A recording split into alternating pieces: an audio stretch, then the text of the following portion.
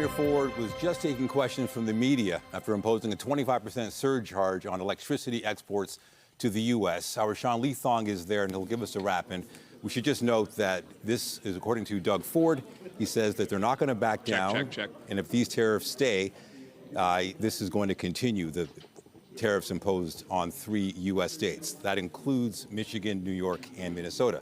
Let's bring in CTV Sean Leathong. Sean, you were listening to that newser from the Premier, and he had some pretty strong words. Yeah, he was pointing the finger in one direction at the President of the United States, trying to draw a clear line between Donald Trump and the American people, noting that this will cost $400,000 a day to those 3 states, noting that it will affect some 1.5 million homes. The Premier just taking questions for about the last half an hour to 45 minutes or so, and saying that they will do whatever they have to do to inflict as much pain as possible. But then when he said that moment, he actually wanted to pull back a little bit and really draw that line, saying that the American people didn't vote for this and that Donald Trump is trying to push Canada into recession. Now, when asked if he thought this will hurt the relationship long-term between Canada and the United States, he said no. He said the American people, the Canadian people do get along quite well. It's a difference in politics right now, and that if it comes down to what the President of the United States is doing, Doug Ford saying he's willing to fight as much as he can, and he said he's willing to even go further. Here's what he had to say. I will not hesitate to increase this charge. If necessary, if the United States escalates, I will not hesitate to shut the electricity off completely. Believe me when I say I do not want to do this.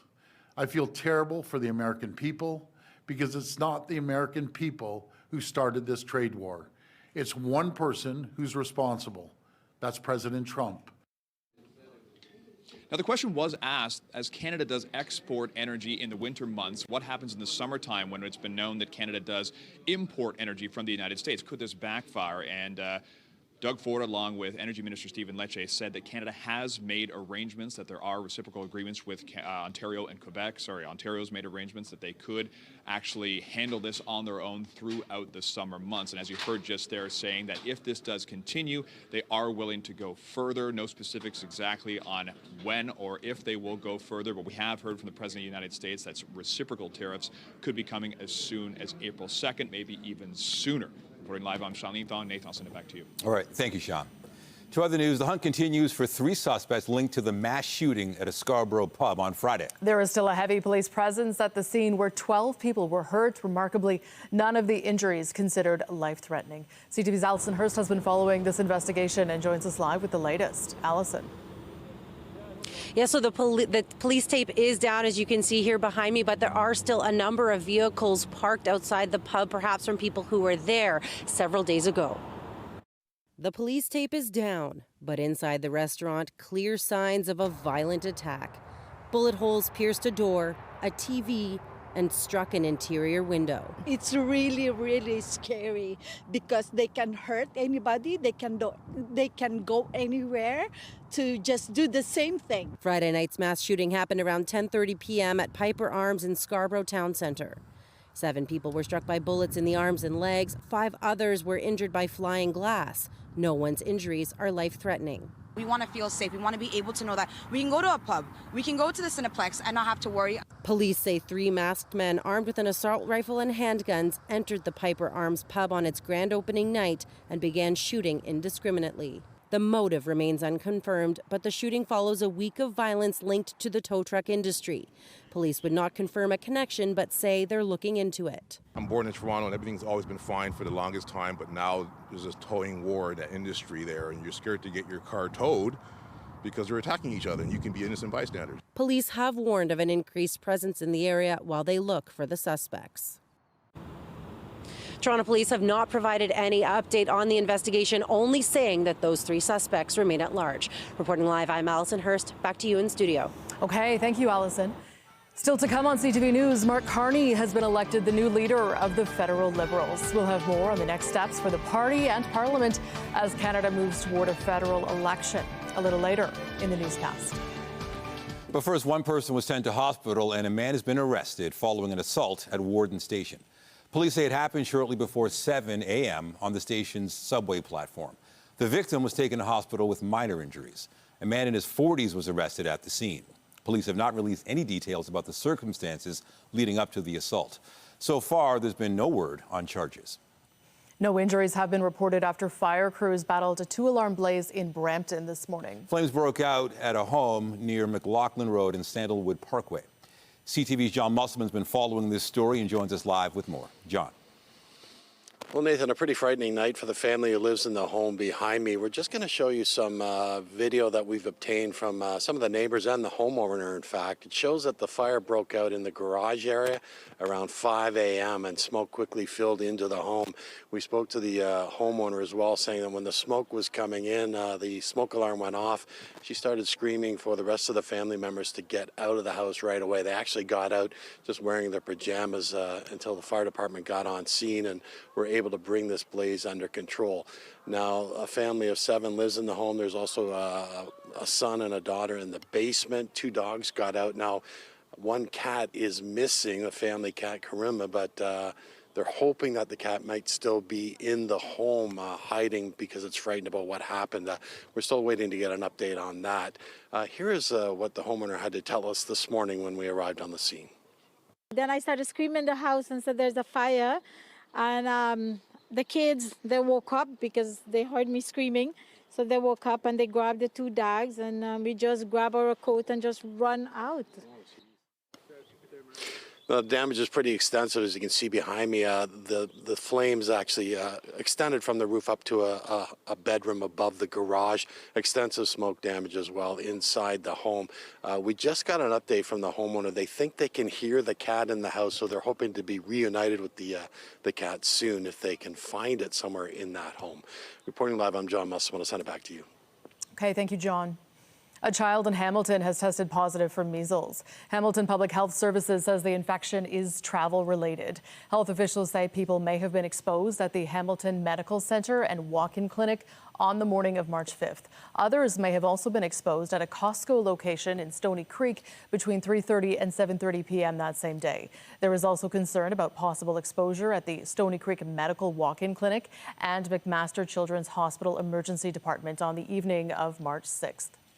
A note for subway riders, there are early closures on a stretch of Line 1 starting tonight.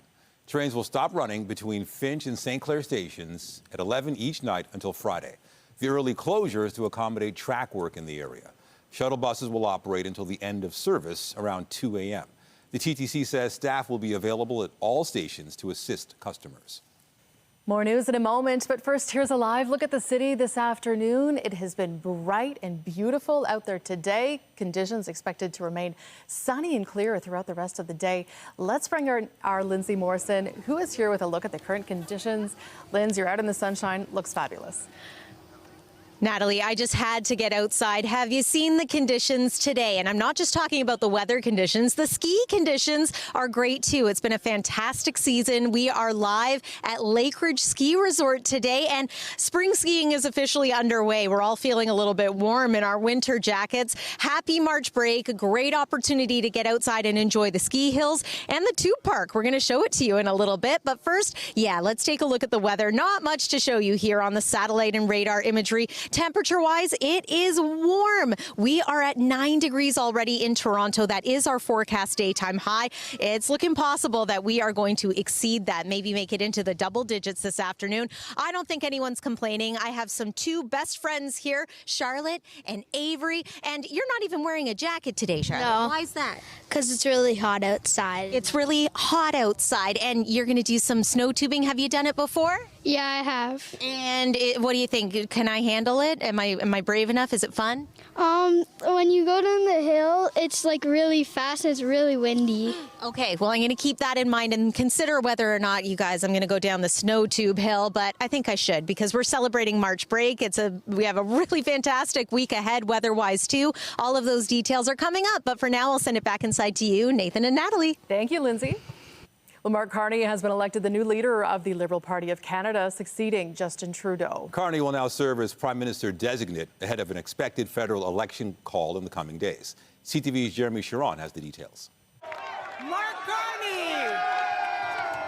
One by one, Liberal leadership candidates Karina Gould! ended what has been a condensed campaign paraded in by Liberal supporters on the convention floor who sent a clear and commanding message. In first place, the next Prime Minister of Canada, Mark Carney. A first ballot win for Mark Carney, who got 85% of the vote, a stunningly dominant victory for the former central banker. Your new Liberal leader and the 24th Prime Minister of Canada, Mark Carney. Introduced by his daughter, Carney spoke to the crowd with a clear focus on the challenge our country faces. I know that these are dark days. Dark days brought on by a country we can no longer trust. The room full of grassroots members heard from their new party leader, who spoke clearly to Canadians about what lies ahead. Donald Trump thinks he can weaken us with his plan to divide and conquer. Pierre Poilievre's plan will leave us divided and ready to be conquered. Now in his final days, Prime Minister Justin Trudeau looked to unite the party in his speech. Like all Canadians, it's when you try to count us out that we Liberals show our true mettle. Fueled by their party's newfound momentum in public opinion polls, Liberals heard too from former Prime Minister Jean Chrétien, who had a clear message for U.S. President Donald Trump. From one old guy to another old guy. Stop this nonsense. In all, more than 400,000 Liberals registered to vote. 150,000 of them cast their ballot to select their leader and Canada's next Prime Minister. Now the focus shifts to what comes next. The biggest questions still remain unanswered. How soon will Mark Carney officially become Prime Minister, and how quickly will his party want an election? Jeremy Sherrill, CTV News, Ottawa. A rally was held in Ottawa this weekend expressing anger over U.S. tariffs. Demonstrators say they are united in their efforts to defend Canada from threats south of the border. CTV's Caitlin Wilson reports. We are always going to defend Canada. We will never, ever be the 51st state. Never. Waving flags, holding signs, and donning red and white, national pride on full display outside Parliament Hill. But this Elbows Up rally isn't just cleverly named. It's about sending a clear message south of the border. Elbows Up Canada, you know, we gotta protect ourselves, defend ourselves right now, and what better than a hockey reference? It's a term inspired by hockey legend Gordie Howe, a sign that players are ready to defend themselves. And that's exactly how many people here are feeling about the escalating trade war. I'm feeling very stressed because I'm worried about my family and my grandchildren and future of Canada and security as pensioners. And we have a wonderful country, and we need to stand up for it. A response to a series of growing threats by U.S. President Donald Trump, sending the country on a roller coaster of uncertainty, including the latest tariff threat taking aim at Canadian dairy. We're ready to fight, and we will defend our country, and we will protect our economy, and we will be strong, and we will continue to be Canadian. From politicians to everyday people and celebrities, Canadians are standing firm, including comedian and actor Sean Majumder, who recently moved back to Canada with his family after 20 years, leaving the bright lights of LA. I had 2 kids over COVID, and it just got to a point where I was like, this place does not feel like a place I want to raise my 2 daughters. And in a sea of red and white, Susan Nally and her 2 children standing among hundreds, grappling with the uncertainty of what's to come. It feels like we have whiplash. There's so much uncertainty. The message keeps changing. We have our own federal elections coming up. And so it's very hard to feel the same security I've always felt as a Canadian living in Canada. Caitlin Wilson, CTV News. Tariffs and threats from U.S. President Donald Trump are expected to be major issues for voters in the upcoming federal election. For more on all these issues, we're joined live by CTV's Scott Hurst. Scott, a new Nano survey shows a new issue has grabbed the top spot. What are we talking about? Nathan, with Mark Carney set to become the next prime minister, the question now turns, how soon will we be in a federal election? It has to happen before the fall, but could happen, of course, anytime in the spring, potentially April or May. And that leads to the question, what will be the #1 issue for Canadians? And you might not be surprised that dealing with the incoming Trump administration is far and away the #1 issue that is on the minds of Canadians when it comes to a general election. Short behind that is the economy, but those two really go hand in hand as Donald Trump is threatening economic warfare against our country. And as Nick Nanos himself said, Donald Trump is really the uninvited guest in the next Canadian federal election. Here's more from Nick Nanos talking about the latest research from Nanos polling.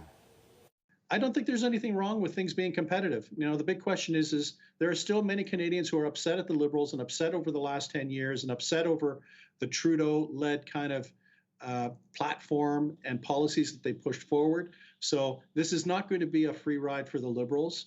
But, you know, for the Conservatives, they're going to have to fight to win the election.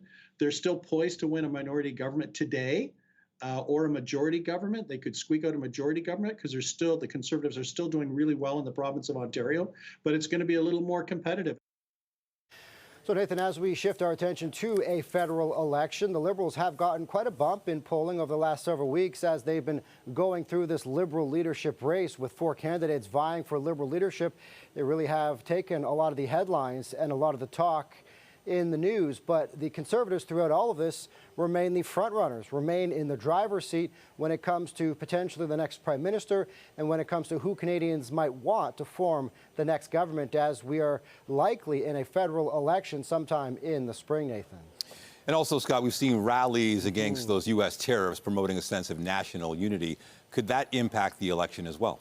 Well, as you saw from that rally on Parliament Hill, Ottawa police estimate that there were upwards of 1,000 people at that rally donning the red and white outside Parliament Hill, denouncing the threat of tariffs and the threat of annexation. So a lot of Canadian pride on display, as we've seen in rallies like this, as we've seen in really a Buy Canada push, and what we've also seen from the connectivity amongst the premiers as we're dealing with this threat in a Team Canada approach.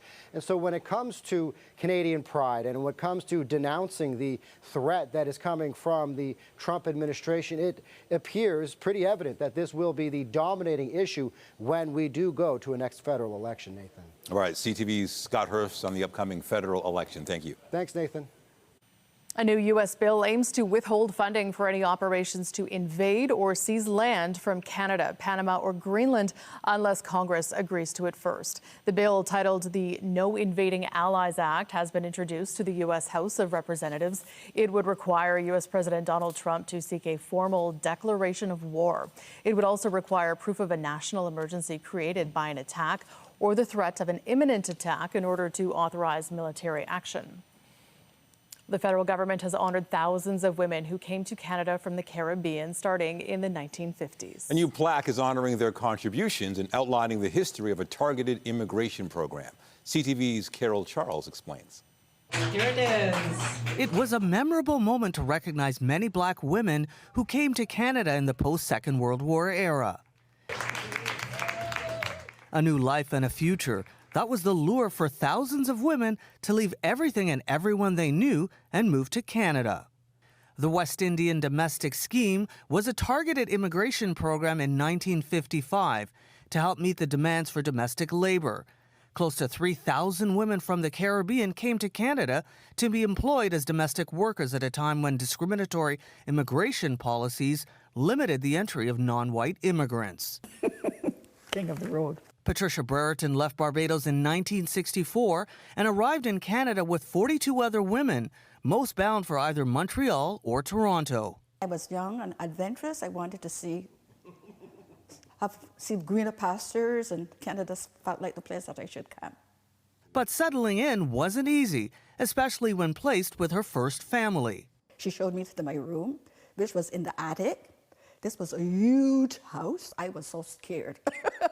The women who came to Canada as part of the scheme were paid less than they anticipated while working long hours. A mountain of clothes that probably was there for like 3 months that I had to earn. Polishing the floor, getting down on my knees and stuff like that. I wasn't used to that. She was ready to call it quits, but her mother persuaded her to tough it out, eventually working with 3 different families within the first year.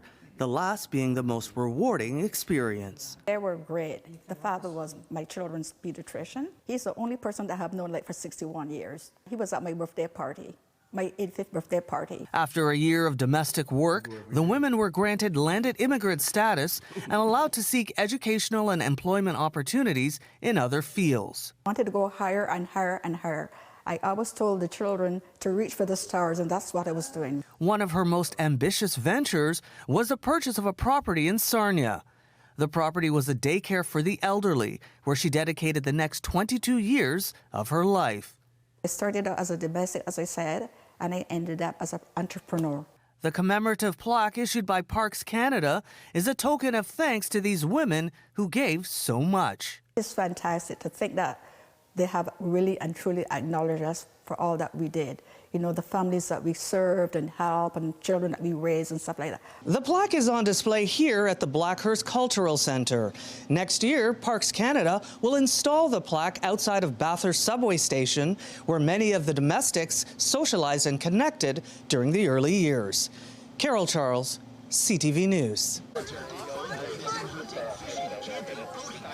We are live here at Lake Ridge Ski Resort. Everyone say happy March break. And we're at the top of the snow tube hill. You guys want to give it a whirl? Let's see. All right, have fun. And conditions are great here, not just with the weather, but also with the snow. Go for it. If you're hoping to do some skiing or some snowboarding or some snow tubing this week, bye. I've got some great news for you. Conditions look awesome. A full look at your weather forecast is coming up here on CTV News at noon. We'll be right back.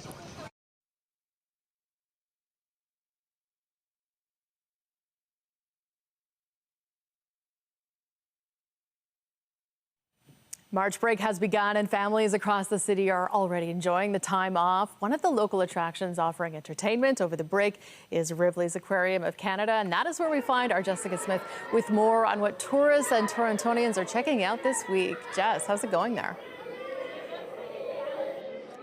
Well, Natalie, we're taking a walk on the wild side underwater here at Ripley's, and they have so much fun programming. I'm joined by Peter with the Aquarium. Talk to me about your March break programming, because we've only been here for a little while, and it is absolutely packed. Yeah, it's one of our best weeks of the year, and it's nice to see, you know, all these people, all ages coming to visit today, and that's really what is our great experience, is that it does appeal to everybody, and we really enjoy the crowds. So what we've done, a few things to try to sort of spread out the attendance, is we're open 9 in the morning till 11 o'clock at night. We have a Sharks After Dark promo with save $5 after 5 o'clock. We're doing promos with Presto, and we're also back on City Pass this year, and that's a 38% saving, and you get to go to 5 different attractions, including Ripley's Aquarium of Canada. So it's really great here. And we've also done a few things like with the experience. We've added a scavenger hunt, more dive shows. So it's everything, just to let people know, is that it's a great time to come visit, and we just sort of spread out the attendance, and it works out really well for us. We've got stingrays, we've got sharks, we've got jellyfish, all those known attractions, but you guys have some new stuff you've added.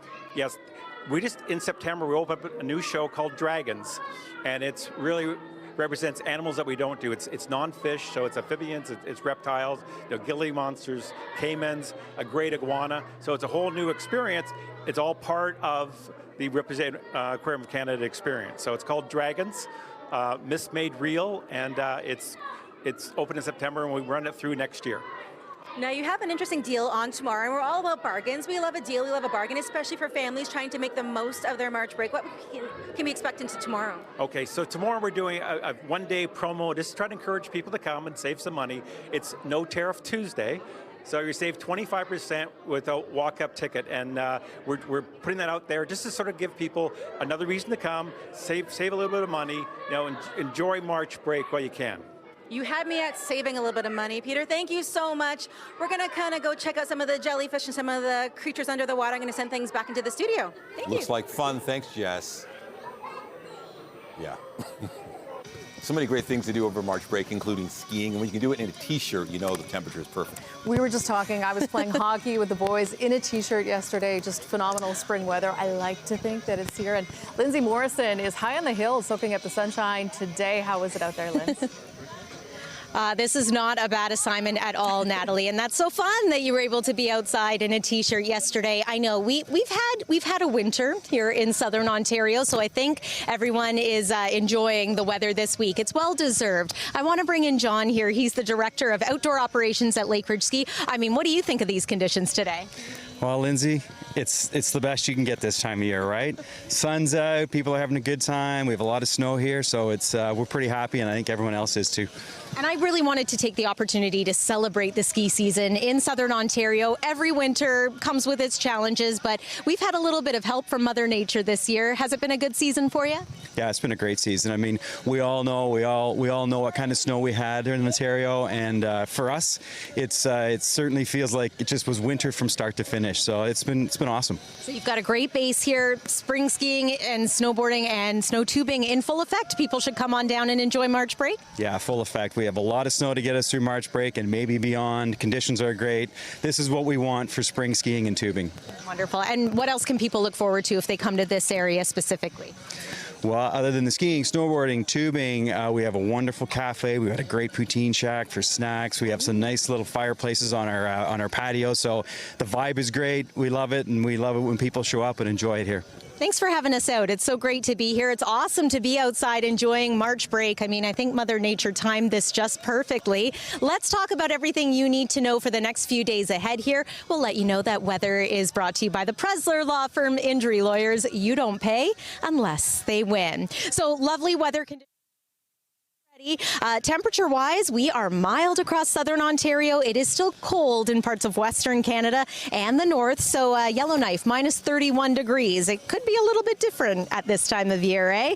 Let's zoom a little bit closer to Southern Ontario. Our forecast daytime high, we've already reached it, 9 degrees. Normal this time of year is 4. I'm thinking at this point we might end up having our first double-digit high of the year in the city of Toronto. All we have to do is climb 1 more degree to 10. And then tonight, evening skate forecast looks lovely. Clear skies, light winds, temperature around 7 degrees. You maybe don't need your warmest parka if you're heading out and about today. I know I certainly don't. And then how about this? Tomorrow could be even warmer. 12 is our forecast daytime high. Yes, some sun once again. We are expecting a bit of an increase in cloudiness. And then it's worth mentioning that the temperature is going to drop into tomorrow night. And we have a bit of a midweek cool down for Wednesday. Active weather-wise, also very quiet. We've got an area of high pressure that is dominating. So there's really not much to talk about as far as any wet weather is concerned. We've got the warm front. There's the cold front that is going to cool us down. It is going to be dry, however. Looking ahead, yeah, not much to show you here on the forecast radar. I do want to mention that our next best chance of maybe some active weather looks to come into the weekend. And at this point, we're calling for some rain, maybe the risk of a thunderstorm. So that would be Saturday and Sunday. Look at the temperatures, though. So Wednesday, we're at around 0 for the high. Then we're into the double digits into not only the end of the week, but into the weekend as well. Enjoy the mild and enjoy the sun the next couple of days here. I'm going to invite Connor over here to take my microphone in just a second here, Natalie and Nathan, because I'm going to give it a whirl. I'm going to go down the snow tube. Tori, what do you think? Can you help me? Okay, here we go. Wish me luck. Thank you. Have fun. All right, this is going to be good. Be careful. Feet first, Linz. Going backwards? What? All right, fine. Whee! And there she goes, everybody.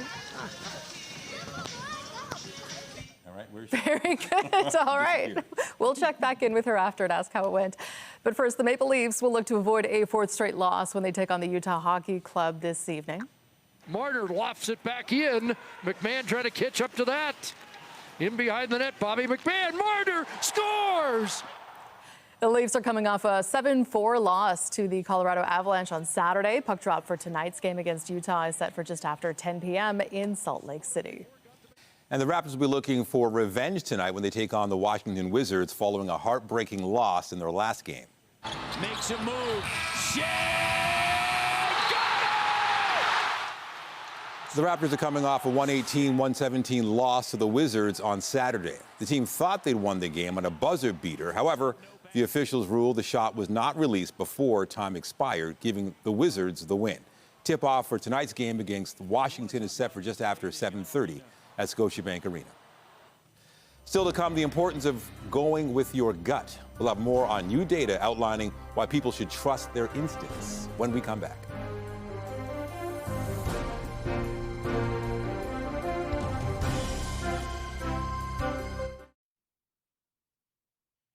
Have you ever been stuck with a tough decision and gotten advice from a friend that goes against what your gut is telling you? What should you choose? Right. CTV's Dan Riskin, our science and tech specialist, is here with a scientific answer.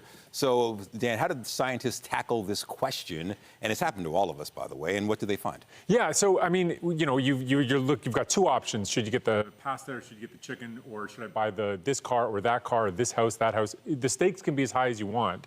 And your gut tells you one thing, and then that ever-helpful friend says, no, you should go for the other one. And then you're really stuck. Because, like, do you go with your gut, or do you switch? Now, if you end up taking the one that is better in the end, you won't care if you switched or not. You'll be just as happy either way. But if you're looking back at it and you're like, I should have chosen the other one, you will be much angrier at yourself if you switched. You should stick with your gut if you're worried that you're going to look back with regret. And the reason is that when you make that switch, you really drive home for yourself that you're the one in control of that decision. And you really feel a sense of ownership that you have that power. Whereas when it was your initial gut decision, you really didn't do anything. You just sort of rode along, you know, on the tracks that were already set. So when you change to the other course because you take that advice and then you find out you did the wrong thing, you're going to be much angrier at yourself. So you ask the friend for advice. Don't take their advice. Is the friend offended? You're right. Well, that's the thing. I mean, so if your friend has special knowledge that's going to help you get a better answer, you should definitely take their advice. But if it's really a coin toss where you really don't know what it's going to be, and they did this in the experiment. Sometimes it was solicited advice, and sometimes it was unsolicited advice. It made no difference. It was whether or not you switched that made the impact. All right, good to know. Okay, let's talk about learning. March break right now, so the kids are home not learning this week. But a new study is showing that kids are better at learning than adults. Yeah, this is a neat study looking at the most basal kind of learning where it's like the Pavlov's dog kind of stuff, right? Pavlov, you know, rang a bell and then fed the dog, rang a bell, fed the dog. Pretty soon, every time he rang the bell, the dog would salivate. You can do experiments like that with people, but instead of the drooling thing, what they do is they play a tone and then they blow a little puff of air on your eye that makes you blink. It doesn't hurt, it just makes you blink. And you can do that with grown-ups, you can do it with kids, you can do it with babies and see how long it takes for them to learn an instinctive blink whenever they hear that tone. And when they did this across a bunch of ages, it turns out that grade school kids learn the fastest. They're the ones that pick up on that correlation the quickest. And that's not a conscious paying attention thing. That's all subconscious. That's the brain doing that on its own. So you can learn at any age, but you have superpowers when you're that age. That makes Wow, sense. okay. And finally, another study looks at battling depression and donating to charity and the impact that could have. Yeah, and I love this study because it shows that even a tiny amount, and I mean tiny with not capital letters, but very small letters, can work. In this study, it was done in China, and they asked people to donate 1 Chinese cent every day to a charity. 1 Chinese cent is 1/5 of a Canadian cent. It's nothing. And yet, by donating that amount every day for about a month, people saw improvement in their depression symptoms compared to people that were on the wait list and weren't doing it. So it really shows that you don't have to be doing these dramatic thousands and thousands of dollars in your donations, but if you are helping the community, it's going to bring you happiness as well. That's awesome. Okay, CTV's science and tech analyst, Dan Riskin, thank you so much for joining us. Thank you. Take care, Dan. Well, to other news, there are growing concerns about the safety of children riding off-road vehicles. Advocates are calling for better regulations to protect young riders. CTV's Kathy Lee reports. Blazing trails in the backcountry isn't just a hobby for the Fitzgerald family. It's a way of life.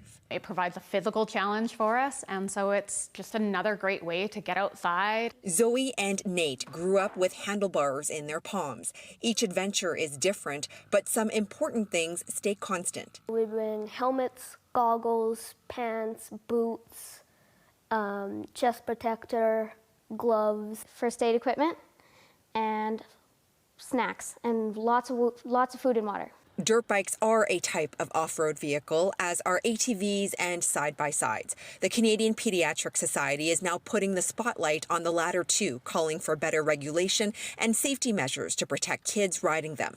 The society says children and adolescents make up about 1/3 of off-road vehicle deaths, and that they lack the developmental and cognitive skills required to better control the vehicle they're operating. The Canadian Pediatric Society says federal, provincial, and territorial governments should regulate the use of off-road vehicles the same way they do cars. Those regulations should require kids to be at least 16 years old to drive a vehicle, 12 years old to be a passenger, and government-certified helmets to be mandatory. Different provinces and territories have their own sets of regulation. We'd like to see that harmonized a little bit more to be aligned with the evidence that exists. The Fitzgerald family, who also ride ATVs and side-by-sides, disagree with an age ban.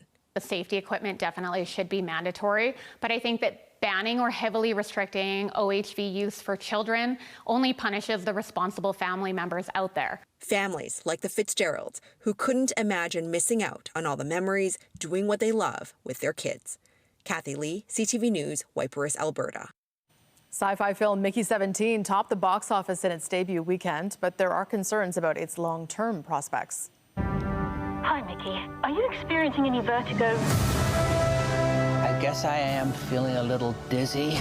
The film from Oscar winner Bong Joon-ho took in just over $19 million in its first weekend. That is below expectations for the movie, which reportedly cost $118 million to make.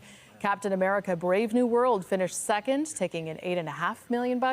Last Breath rounded out the top three, bringing in just over $4 million in its second weekend in theaters. Still to come, economists expect the Bank of Canada to cut its key interest rate this week. We'll have more on the potential decision when we come back. Get Toronto's top stories, breaking news alerts, and watch live. Download the CTV News app.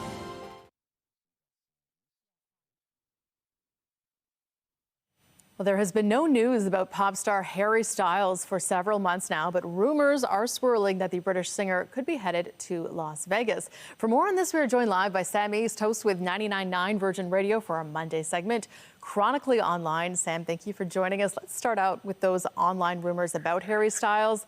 Is this promising for fans who want to catch a Styles show? Harry Styles fans over the weekend have been in an absolute tizzy over this, and I feel for Harry Styles fans because nothing has been confirmed yet. The rumors that have been circulating, and only one semi-reputable source reported this, the New York Post. The New York Post said that 35 shows could be coming to the Sphere in Las Vegas for a residency, and fans are understandably freaking out over this. Look at them. They know that it's going to be expensive. They know that they'll have to travel for this. At this point, there has been no confirmation, but that hasn't stopped his fans worldwide from just, well, freaking out. 35 shows, wow. Now, I don't know if you'll find Harry Styles on a dating app, but in another story, we know that Tinder is hoping artificial intelligence can help the romantics out who use these apps. Can you tell us more about that? Yeah, you know what? They are kind of grasping at straws here at this point because there's been a growing discourse with the dissatisfaction associated with dating apps. And for anyone who's been on them, you know that sometimes it can be a slog. But the people behind Tinder and similar dating apps are releasing an AI chatbot, much like other apps that you may use, which will essentially be your coach as you navigate the dating world, helping you pick out better pictures, helping you with the messages that you send, and really just being kind of your wingman throughout all this. Who needs an actual human to help you out? You have AI at your side now. Well, there you go. I know when you sign up for LinkedIn, you have AI helping you build your profile, so I guess this is similar.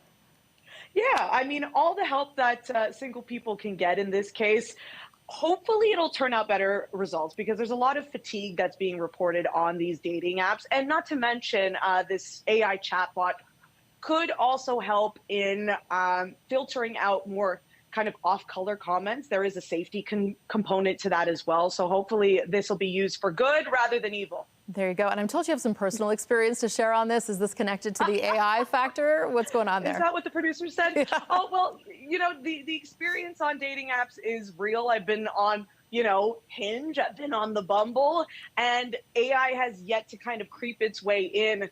And so my take on this is, why not at this point? Any help we can get, not discriminating. Okay, very good. Thank you so much, Sam East. Reminder, you can always hear Sam on 99.9 Virgin Radio from 2 to 5 p.m. Great to chat with you. Thanks, Natalie. Well, the Bank of Canada is expected to slash its key interest rate this week amid uncertainty caused by the trade war with the U.S. Most economists are anticipating a quarter-point cut Wednesday as the bank waits to see how long the trade war lasts.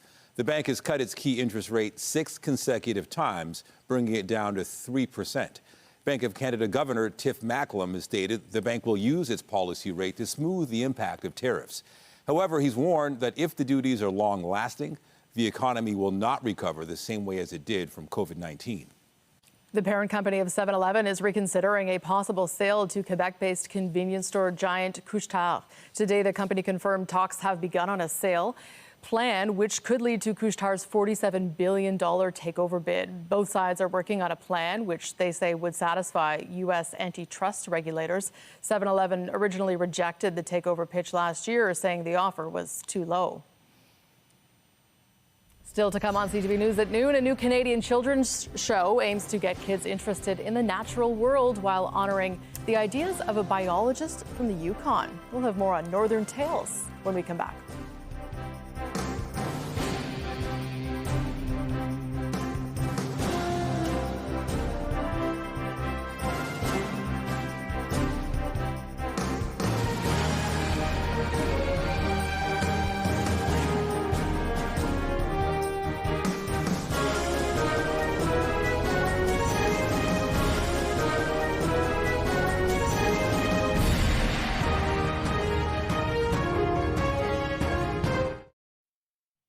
A puppet show is charming young audiences while teaching them about the natural world. The show honors the ideas of a biologist from Yukon who wanted to share the North with the rest of the world. CTV's Heather Butts has the story. The furriest film crew brings you the stories of the animals who live here. Meet the cast of critters of Northern Tales, a web series that's described as serious and seriously silly about nature. All right, team. This episode might put us in the face of danger. Created by Kelly Milner and her late father, Bob Hayes, a field biologist in Yukon Territory. His ideas helped draft the characters, all based on the biological characteristics of each species, with a touch of pop culture to make them relatable. Deemed a wildlife mockumentary, the idea was teach in a way that is fun. It was really to get people to understand sort of the relationship that we all have between, the animals that live in the boreal forest and the boreal forest and the rest of the world. Using humor and an adventurous storyline, they immerse viewers in the exhilarating world of wildlife and one of the largest ecosystems on the planet. Hayes never saw the production completed, but Milner and her own cast of fierce creatives, writers, producers, and puppeteers brought his ideas to life. I think Bob would love this production. It's kind of nice to have a little legacy piece to share with the world. That was his idea. At a time when AI and digital animation is consuming our entertainment forums, Northern Tales brings it back to the basics. I think the thing about these puppets is that you cannot fake how they're just not real. I mean, you can see their seams, you could see the arm rods. Adding to the joy for the people behind the puppets. There's something so magical about puppets, and you put them on and you are not in control anymore. I'll tell you that. Sharing stories of the North from the North. A dream come true. I've always had to leave the territory to do my puppeteering. Speaking with us from her studio in Whitehorse, Yukon, Milner radiates with pride for her team that they were able to tell this story with a true Northern lens and share it with the world. What has the response been like to the show? For a really small independent production, trying to make, scream out into the noise of what's online, it feels pretty great to see that our stories really resonate. Through their human qualities, the animal characters highlight relationships and empathy. All creatures have a big impact on each other and the planet. We are the woods, we are the critters, we are the ones who call the North our home, and we're not quitters. Heather Butts, CTV News. Can't help but smile. Yeah, I love that. Let's go back to Lindsay Morrison. Linz, we saw you 20 minutes ago going headfirst down the hill, and then you disappeared. Tell us about that. How'd it go? I lived to tell the tale, Natalie and Nathan. It was so much fun. That was my first time actually snow tubing. It's my first time here at Lake Ridge Ski, and it's a really great spot. I'm going to bring John in one more time because I want to point out what's behind us here. This is something new that you have at the resort this year. It is something new, and we're pretty happy to have it. It's a 6-person high-speed chairlift, and it's the only one south of Barrie, so we're pretty excited to have it here. Awesome. And, you know, we were just talking about how as we make our way into spring, not everyone is thinking ski and snowboard, but my goodness, it doesn't get much better than this, in my opinion, for getting outside and making the most of winter. It is still technically winter for another couple of weeks. You're going to be open all week long? We are open all week, so come on out and enjoy it. It's going to be a wonderful week. Weather like this all week. It's the best spring conditions you can get. And look at the attire. I mean, I'm overdressed, Natalie and Nathan. I'm sweating a little bit out here. It's just so enjoyable. Let's take one more look at the weather conditions. As we make our way into the night tonight, we are going to remain mild. Forecast overnight low tonight of about 4 degrees, maybe 5. And then into tomorrow, it is a double-digit day once again in many parts of the south. Another surge of warm air is expected a little bit later on this week after a midweek lull. So around Wednesday, it is going to be cooler. It's going to be a little bit cloudier, but we're also going to enjoy brilliant sunshine as we make our way toward the end of the week. It's into the weekend that conditions get a little more active again. But get outside, make the most of winter, enjoy March break. It's been lots of fun here at Lake Ridge Ski Resort. Natalie and Nathan, I'll send it back inside to you. It just looks like so much fun. Enjoy yourself. Take care. Well, that's it. That is CTV News at noon. Remember, you can get Toronto's breaking news all day long on CP24 and at ctvnewstoronto.ca. For Lindsay Morrison and all of us here at CTV News, thank you for watching. I'm Natalie Johnson. And I'm Nathan Downer. Be sure to join us later for CTV News at 5 and 6. Have a great afternoon.